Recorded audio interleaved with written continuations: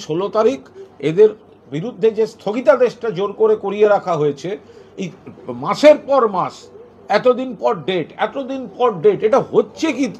এ তো তারিখ পে তারিখ, তারিখ পে তারিখ, এই ছেলে মেয়েগুলি অসহায়ের মতো ঘুরছে।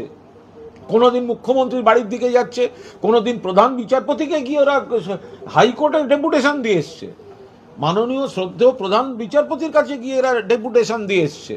যে একটাই বক্তব্য, যে এই দিনের পর দিন তারিখ না দিয়ে এদের এদের অবস্থাটা ভেবে, এবং যেহেতু এদের প্যানেলে কোনো অভিযোগ নেই, তাহলে দয়া করে 16 তারিখ আমরা এটাও অনুরোধ করেছি সরকারি আইনজীবীদের, যে আপনারাও দয়া করে থাকুন। দেখুন, আমি বা আমরা তো কেউ সরকারের কেউ নই, আমরা শুভানুধ্যায়ী হিসেবে আছি, এবং মাননীয় মুখ্যমন্ত্রী এদের চাকরির ব্যবস্থা করছেন, ফলে যাতে জটিলতা না হয় সেই জন্যই ওনারা মাঝে মাঝে আসেন এবং সহযোগিতা চান, এবং আমরা একজন শুভানুধ্যায়ী হিসেবে সহযোগিতা করি।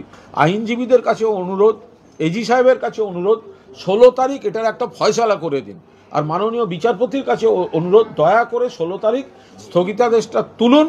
তাতে যদি কোনো কন্ডিশন দিতে হয়, আইনে কিছু থাকে দিন, দিয়ে আপনারা এদেরকে অন্তত যে নিয়োগপত্রটা পেয়ে গেছে, স্কুল পেয়ে গেছে, এরা সামাজিক সংকটে পড়ছে, স্কুলের অ্যাপয়েন্টমেন্ট লেটার পেয়ে জয়েন করতে পারছেন না।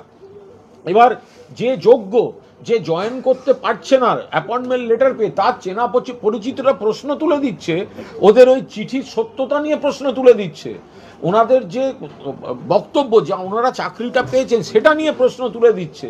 ফলে দয়া করে এদের জীবন যন্ত্রণার সমাধান করুন, এবং 16 তারিখ দয়া করে এটার ফয়সালা করে এদের উপরের থেকে স্থগিতাদেশটা তুলে, যদি মনে হয় কোনো কন্ডিশন দেবেন, ভবিষ্যতে যদি কোনো কিছু রায় হয় তখন যা হবার হবে, আগে এদের ন্যায্য যোগ্য এদের আগে জয়েন করতে দিন, আমাদের একটা অনুরোধ রইল।